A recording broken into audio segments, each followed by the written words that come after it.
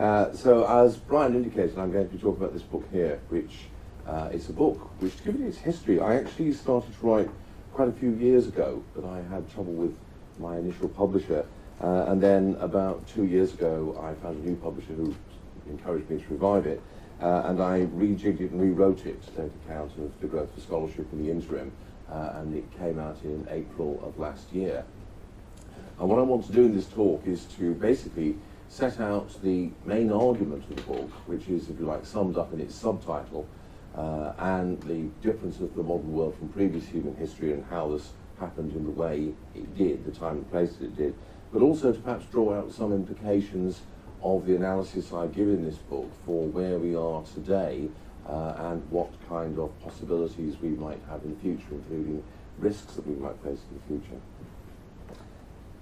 Oops, wrong way.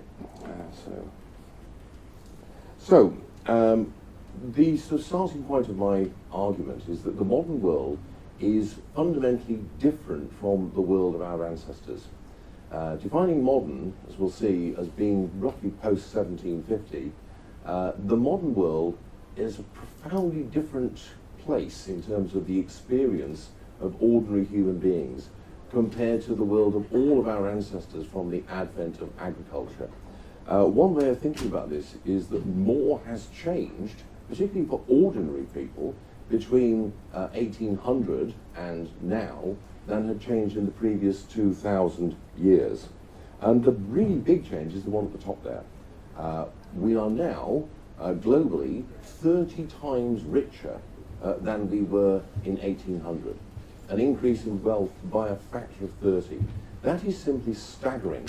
And what is particularly striking about it is that throughout the entire period of human history, from the advent of agriculture through to around 1800, there was, over that period, almost no change in the standard of living at all. There were ups and downs. There was very, very slow improvement in the standard of living, but really not much that you would notice.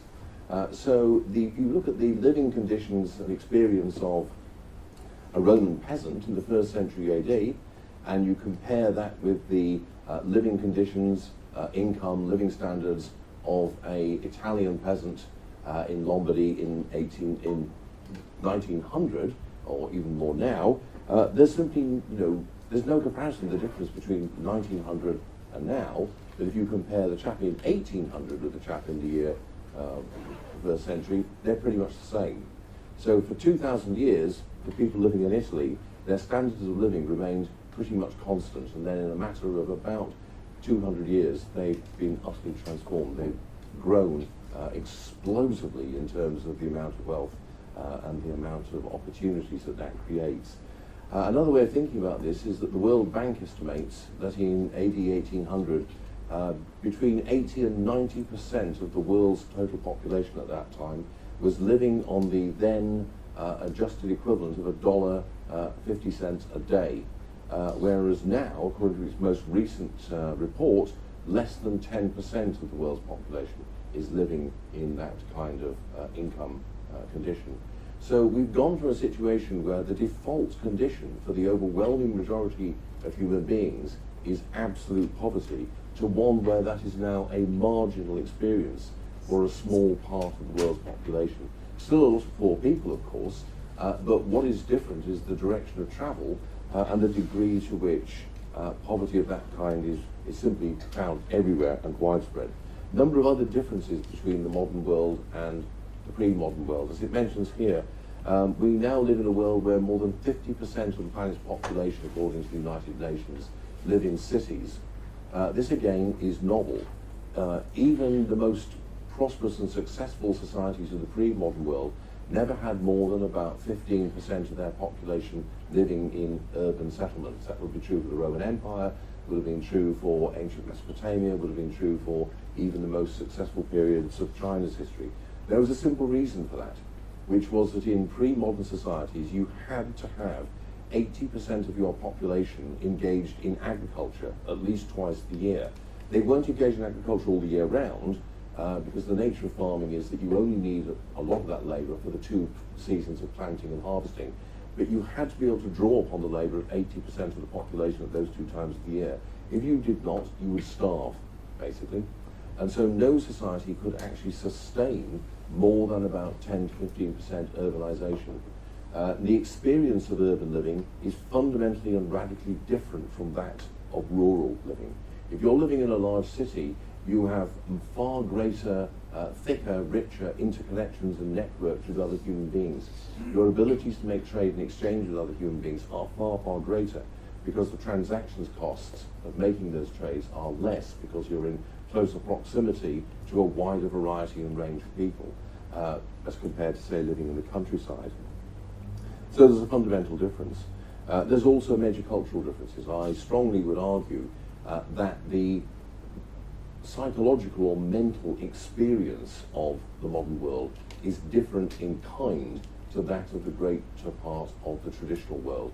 And one of these is a much greater degree of individuation, a far greater degree of control over your own life, your own destiny, your own fate, and a far greater range of identities that are open to you as a person. So one of the reasons why I'm sceptical about people who say they can remember their past lives, I mean, there are many reasons why I'm sceptical about this, but one of the reasons why I'm sceptical is that they typically seem to be people who, in all their previous incarnations, were princesses or kings, and this is statistically extremely unlikely.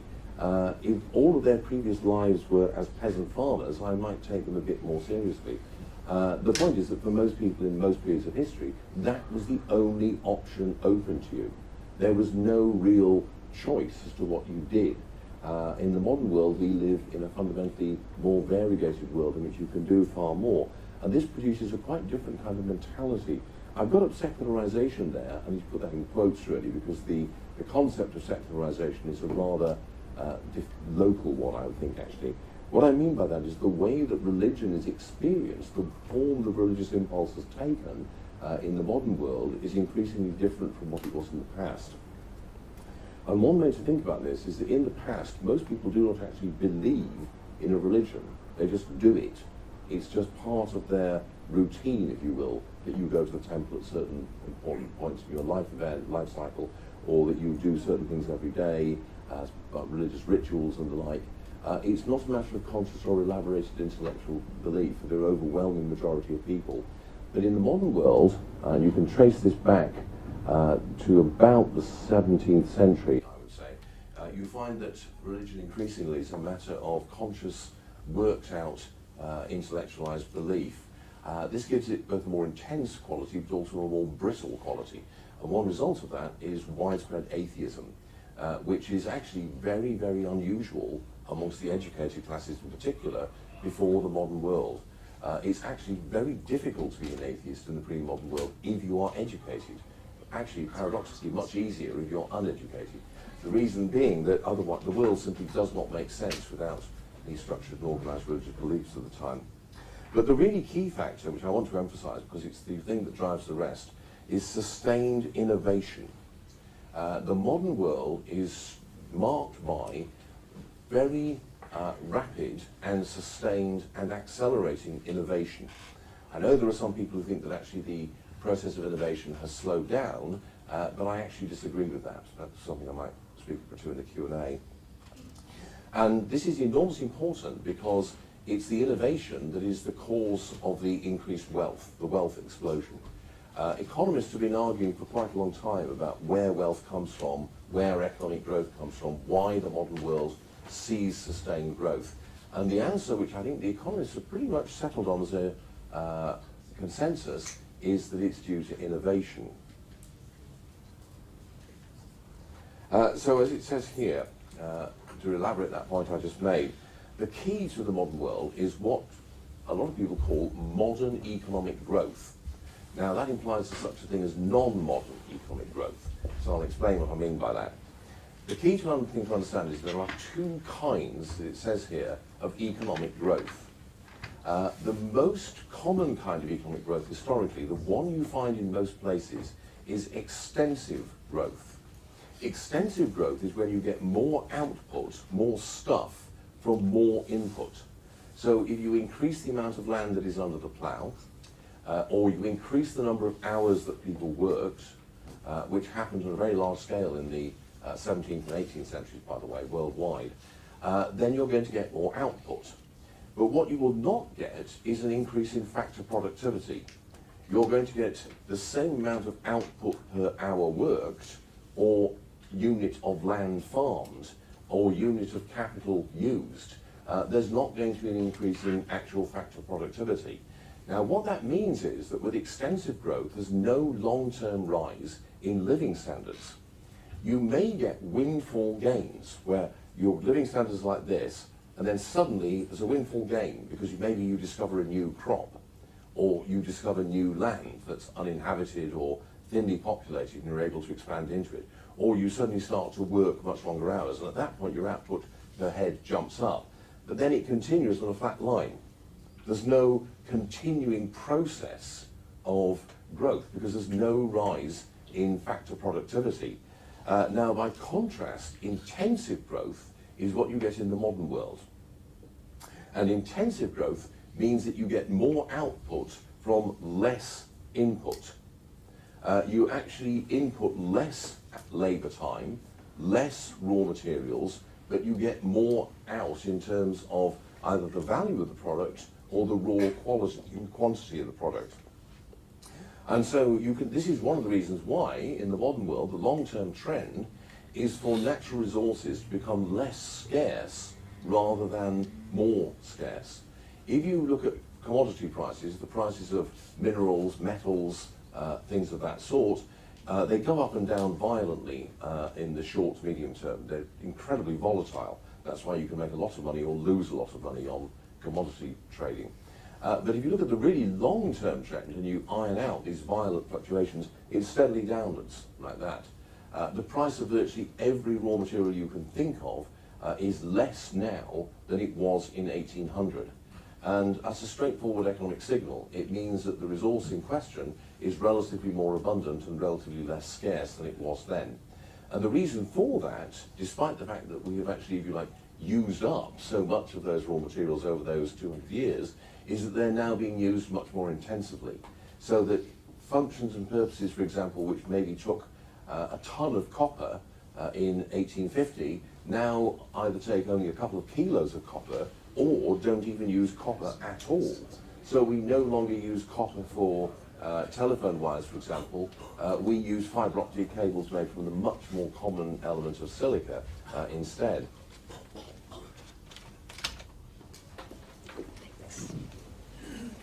And so intensive growth is what we have in the modern world. And the key question, therefore, to explain the modern world is, where does intensive growth come from? Why do we have intensive growth, sustained intensive growth, which lasts, whereas previous periods in human history did not? And as I say, it's generally agreed by the economists now that the key to intensive growth is innovation. It's innovation, but when I say innovation, this doesn't mean simply technological invention, although that's part of it. The innovation is really entrepreneurial innovation, learning or working out how to do things more effectively, more intensively, more productively with a given amount of resources or time. Now, the question then is, well, if intensive growth is the key to the modern world, where does it come from? When does it start? Where does it start? And then obviously, why does it start, when and where it does? And that's the question that the book here is really concerned with. It spends some time explaining, as I've just done briefly, how the modern world is different, but the focus of the book is to answer the question of, where does intensive growth come from? Why does it start when it does? And there's no doubt at all about the date. Modern intensive growth starts about the middle to later part of the 18th century.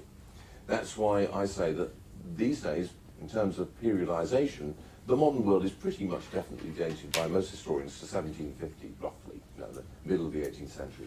So the period of history that is still typically called early modern, Columbus to 1750 roughly, if you will, that kind of period, 1492 to 1750, we should really rename that something else. I have a suggestion later on as to what it is, because really we can't speak about modernity before the middle to late 18th century. But it's very clear that that's the time it starts at. That's the point where the process of growth that has been going on ever since really gets going. And I sometimes have a graph which I show at this point in a talk about this, where it shows you world total product from 1800 onwards. And one of the things that's striking about it is how little impact things like the two world wars, the Great Depression, things of that sort have on the graph. The graph is pretty much a steady upward line like that. And you'll see, if you look at it, there's a slight notch like that where it drops down about a little bit in the upward slope, and that's basically World War II and the Great Depression. So even catastrophic, cataclysmic events like that actually have a relatively small impact in the long term. That's because of the enormously powerful effect of compound growth. One way of thinking that is this, by the way. You'd all say, would you, that Bill Gates has a big income? Got a pretty big income. I think we'd all agree on that. Well, if we make very modest assumptions, if we make the modest assumption that the world economy continues to grow at about 2.5% per annum for the next few hundred years, within about 350 years, Bill Gates' income in inflation-adjusted terms will become the average income. That's what compound growth can do for you. So there's no doubt about the date. There's also no real doubt about the place. The process of modern intensive growth begins in northwest Europe. It begins in Britain, particularly, Scotland. The Scots basically create the modern world, they'd have you believe. But also parts of France, northeast France, northern France, parts of the Low Countries, particularly Belgium, Wallonia, that is, parts of Germany, specifically the Rhineland, the northern Rhineland, and the areas from Cologne southwards and the Ruhr into Westphalen, but also independently and completely differently from these, Tokugawa Japan, Edo-era Japan, between, again, roughly 1750 and the so-called Meiji Revolution and the opening up of Japan to the outside world, is also clearly on the early stages of intensive growth. That's one of the reasons why Edo is one of the largest cities on the planet, in fact, as early as the 1780s. So it begins in those specific places. Those are where the trend that is still going on now, that's where it first starts to get going. Now, since then, it's happened in more and more places. I don't like to use the word spread. I am resistant to a diffusionist model of the spread of economic growth. I don't think that's the right mental framework to use to understand the process that is going on. Rather, I think it's fair to say that something which could potentially happen anywhere first happened in Western Europe, and then it begins to pop up elsewhere. So if you look at simply the period up to about the 1930s, it then pops up in France, the rest of France, northern Italy, very carefully, northern Italy, still hasn't happened yet in southern Italy. Russia after 1905 in particular, but also more broadly after 1900. Imperial Germany more generally, not just the Rhineland after 1850. Increasingly, both China and India after about 1870, you start to get intensive growth in both of those parts of the world from the late 19th century onwards. The problem they have is that it all gets derailed. You have a long period. You also get in modern intensive growth in, say, Uruguay in the 1880s and 1890s, Argentina, which is the fifth richest country on the planet by 1914, again in the same kind of period. There's a kind of long hiatus, though, from the 1930s through to the 1980s or late 1970s, in which no new foci of intensive growth appear. But then since then, it's occurred in a number of places, obviously, like places in East Asia, Taiwan, Hong Kong, here in Singapore, South Korea, and increasingly it's happening everywhere. In fact, now you've actually had trouble finding the parts of the world where you don't have intensive growth. Even sub-Saharan Africa, which was the laggard for a long time, now has actually very rapid intensive growth. In fact, Africa is where the most rapid growth is taking place at the moment. So the question is this: why then and there? That's the big historical question.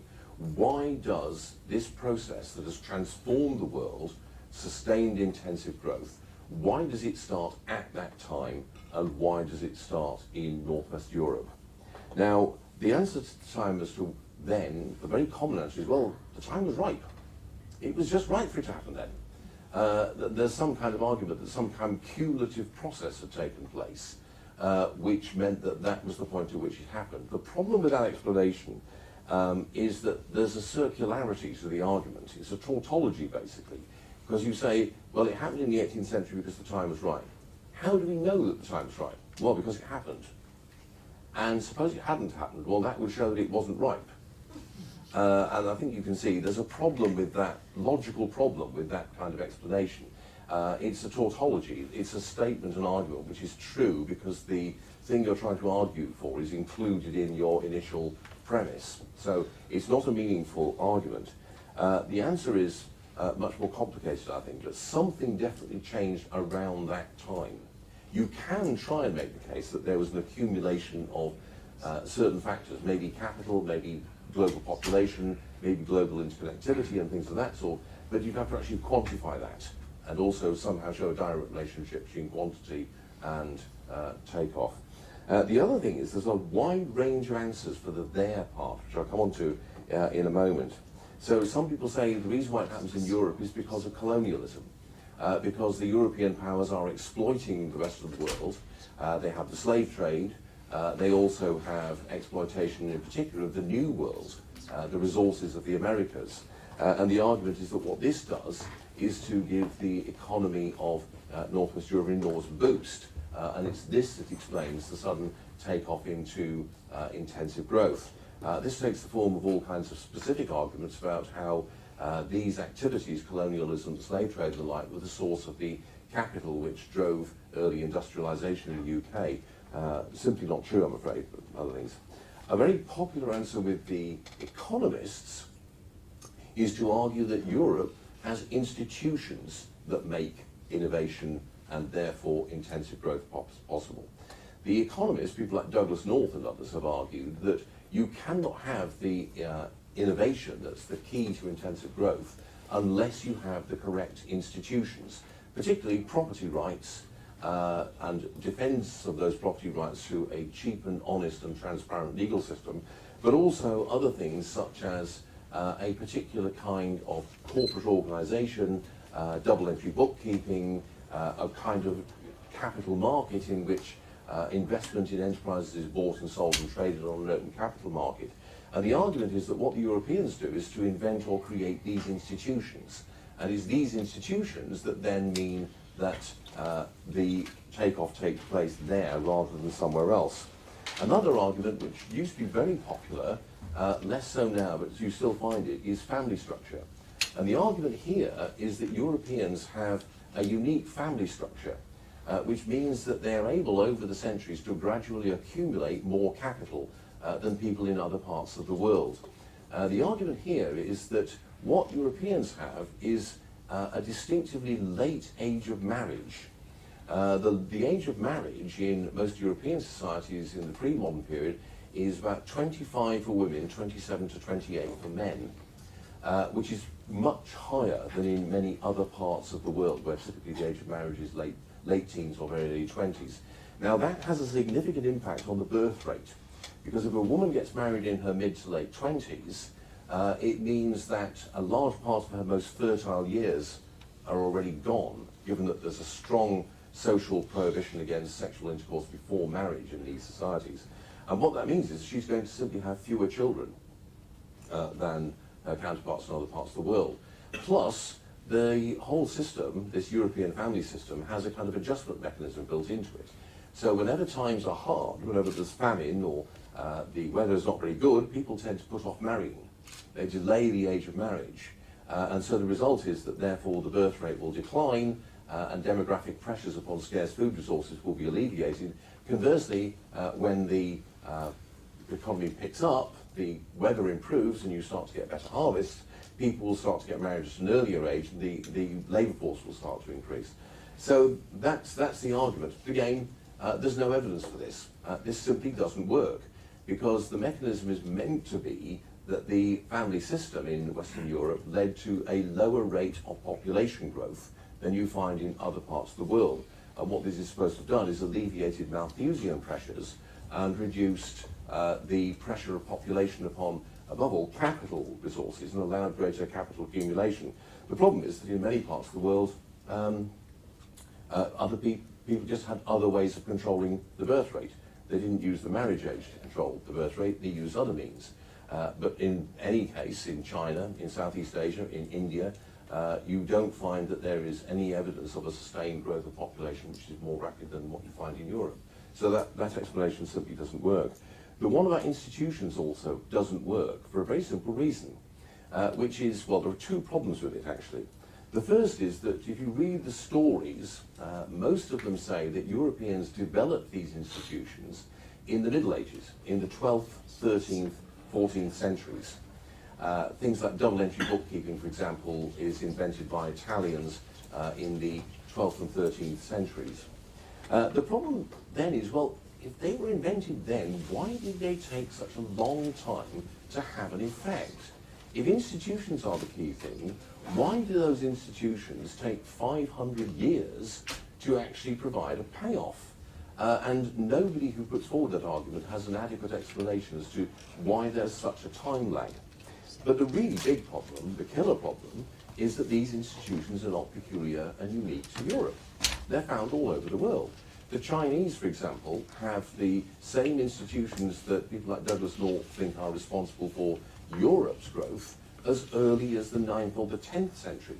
They have them fully developed well before Europeans developed them. Similarly, you find the same institutions or ones that do exactly the same job just as effectively in India or the Middle East.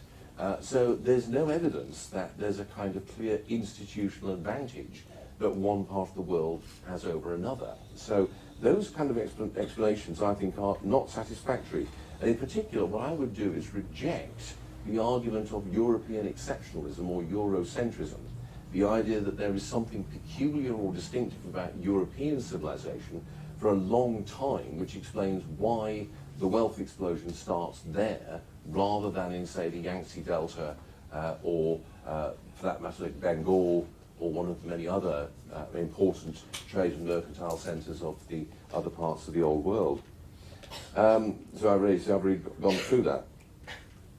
But there's another way of thinking about this, and this is due to, this is when you look at what are called efflorescences. This is a term invented by an American historical sociologist called Jack Goldstone. What Goldstone points out is that there are actually a number of episodes in the past where you get the start of sustained intensive growth. There are a number of places, times and places, where you can see lots of innovation and you can clearly see the signs, the indicators of intensive growth. The 2nd century AD in the lands around the Mediterranean, for example. India in the 4th century AD under the Guptas. The big example is China under the Song dynasty, particularly in the 12th and 13th centuries. Other examples as well, I can think of Abbasid, Middle East in the 8th century, for instance. Now, when you look at these episodes of intensive growth, the key thing is that they don't last. They go on for a certain amount of time, but they're not sustained. The difference, really, between the one that happens in Northwest Europe in the 18th century and these earlier episodes is simply that the one that happens in Northwest Europe is sustained. It keeps going. Whereas in these previous cases, the process of sustained innovation and sustained intensive growth is not sustained and doesn't keep going. The big example, as I say here, and I have a whole chapter about this in the book, is Song China. The more we learn about the economy of Song China, particularly under the southern Song, after they moved the capital per force, I'd say, down to Hangzhou, the more impressive that economy is. You're dealing with a scale of economic enterprise and production that would not be seen anywhere else in the world until the early 19th century, if then. So you have these enormous merchant ships, massive merchant fleets which are sailing all over Southeast Asia, Java to Sumatra, here to the Straits of Malacca, and then through the Straits of Malacca to India, and even as far afield as the Swahili coast of East Africa. And you're talking about junks which will carry a crew of up to 700 or 800 people, and which will transport thousands upon thousands of pieces of porcelain, pieces of ironware, miles of silk, a whole range of the goods that are being produced by Song China's very rapidly growing manufacturing centre. And if you look at the technology and the institutional development and the kind of pattern of economic growth and life and social life that you can see in late Song China, it's equivalent to, it's at the same level as that of Europe in the 18th century at the time that the takeoff happened there. So the big question is, why did this not continue? What stopped it? Now, this is the sort of core of the book. So the question really is, what is it that arrests these previous episodes? And what is it that doesn't happen when we get to 18th century Europe? Now, one explanation is put forward by the American economic historian Deirdre McCloskey. She argues that the crucial change is a cultural change. And she thinks the critical change is that starting with the Dutch in the Dutch Republic in the Golden Age, and then independently in early 18th century Japan with the Chunindo movement, you get a change in the way that people morally evaluate business. Her thinking is that for most of human history, business, trade, commerce is derogated and disapproved of, and instead the virtues of either the ascetic or the warrior are the ones that people admire. And she says that what happens is that the Dutch and others then start to think, well, there's something cool about business. It's moral, it's virtuous, and the Chunindo thinkers at Osaka in Japan are making the same case, that you can actually be a virtuous Confucian and be a merchant. There's a kind of human excellence to be found in the practice of mercantile trading life. And so she thinks it's that. Now, I think that she's onto something in the sense that I think the phenomenon she describes is a very real one and an important one, but I don't think it can bear the explanatory weight she wants to give it. I think this is part of the transformation that we can see taking place, but it's not the driving factor in it. I think the factor is this. If you look at human history, throughout human history, there are two structural barriers to innovation. The first is that in all human societies, spontaneously, a whole range of institutions emerge which are designed, well, design's the wrong word, they emerge in order to cope with the problems of living in a Malthusian world, a world of radical scarcity where you're only one bad harvest away from mass dearth, basically. And these are institutions which provide a kind of collective safety net for human beings. They ensure that the effects of contingency, of chance, are minimized. And they also ensure that everyone's in the same boat. That if anyone is going to starve, everyone is going to starve. It's not going to be just the unlucky person.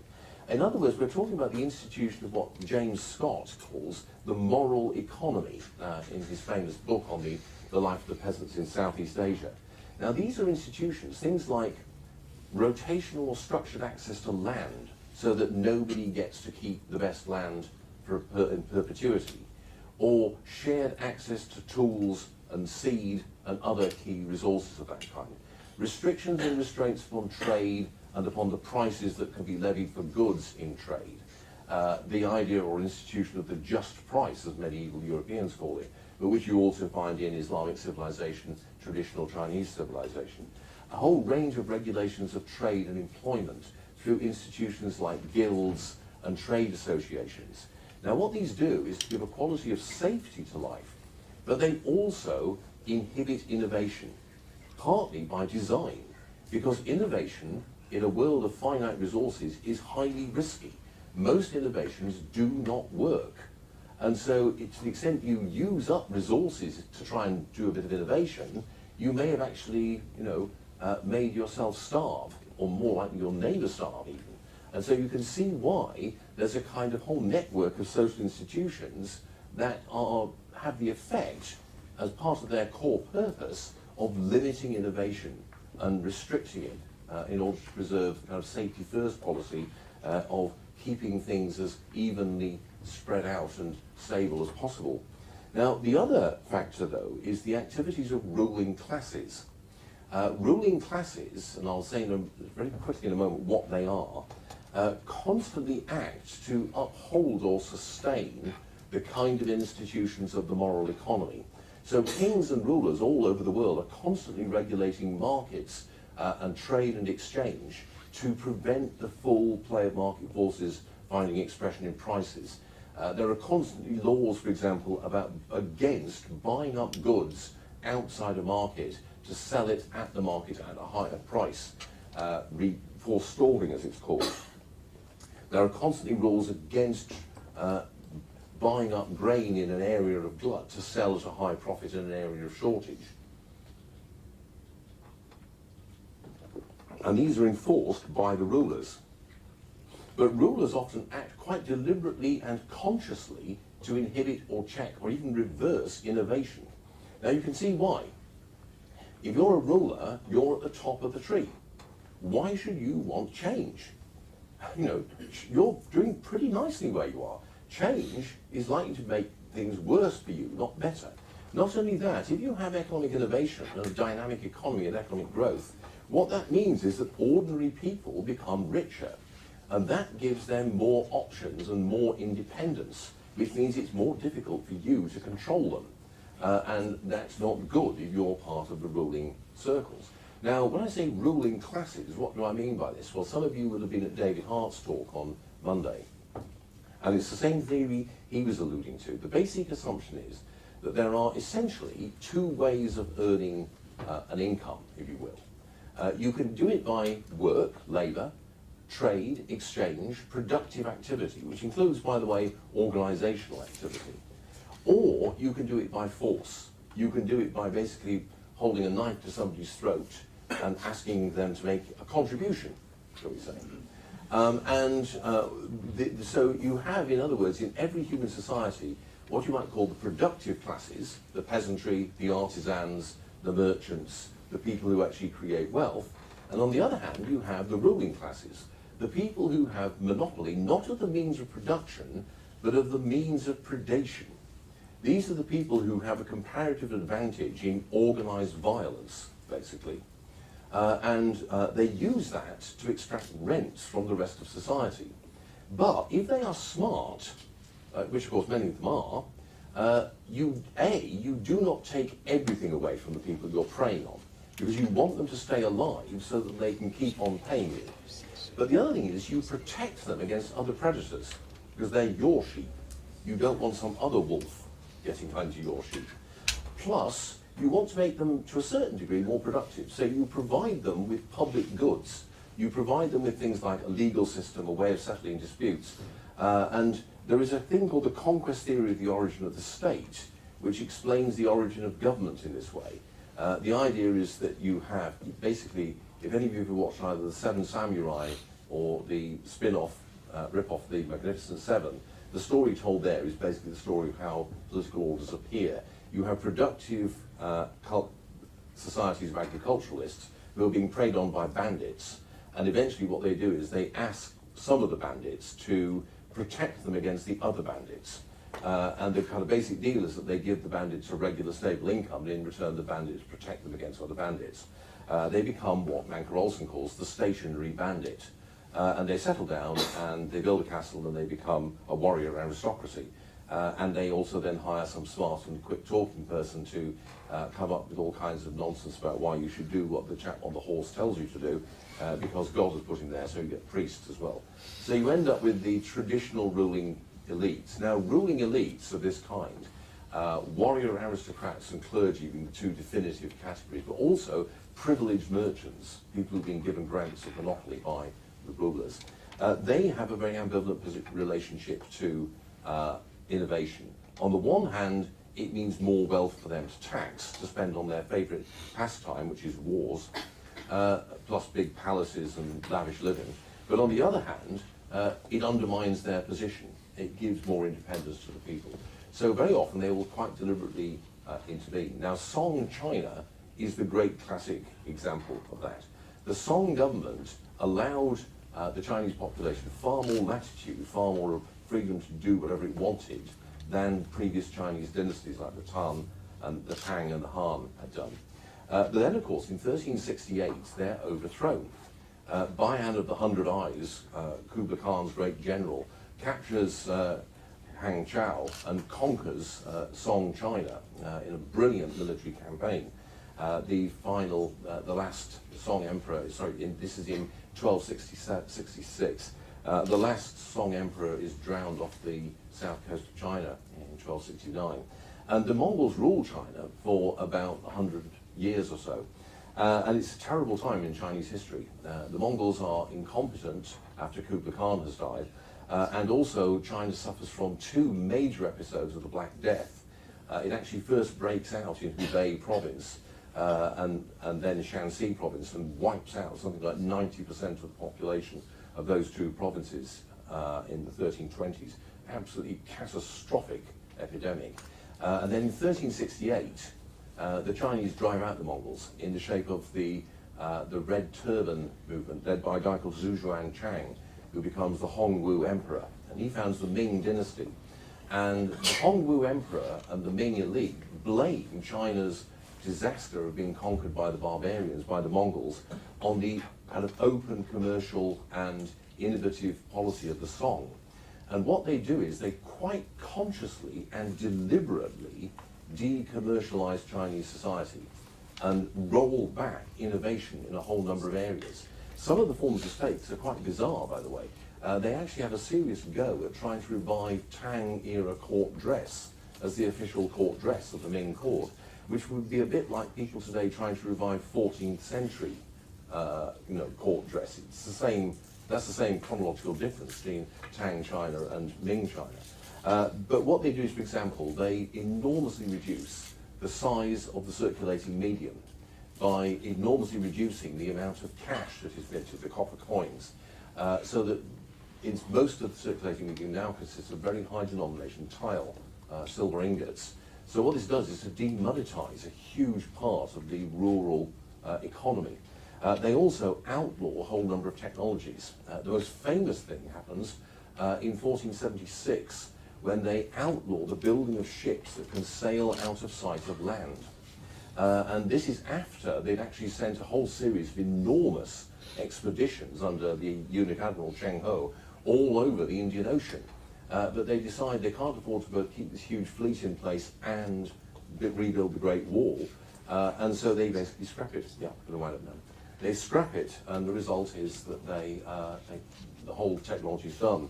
Now, by contrast, what happens in Europe is that something different happens. In Europe, you get the emergence instead of a stable equilibrium as a result of the military revolution and the great wars of the 16th and 17th centuries, in which Europe is divided into about 20 competing states. And this gives the rulers of those states, the ruling elites of those states, a very different kind of incentive to the incentives facing their counterparts either in previous European history or elsewhere in the world. They now have a strong incentive to encourage innovation. Why? Because they're in competition with these other states.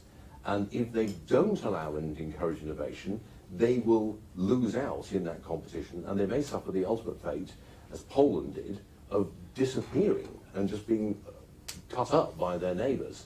Why the British elite in particular acts to encourage innovation from the early 18th century onwards, the reason is because of the fact that the British elite is engaged in a life and death struggle with France, of course. And and France has the advantages: twice the territory, twice the population, much larger military than Britain. So the British have to back innovation, basically, which they do systematically and increasingly from the early 18th century onwards. And then what you also get, finally, to wrap up, is the growth of a social formation, an increasingly large section of society that favours innovation. And so what you get between about roughly 1770, 1780 and 1850 is an intense political conflict in Europe between the forces in favour of innovation, both elite and popular, and the forces opposed to innovation, both elite and popular. And it happens to be the forces of pro-innovation that win. And that, I submit, is why that particular efflorescence or episode of innovation kept on going in a way that was not the case before. But it was only made possible, I think, because of the contingent outcome of wars that had been going on in Europe about 200 years earlier. And so at that point I'll stop.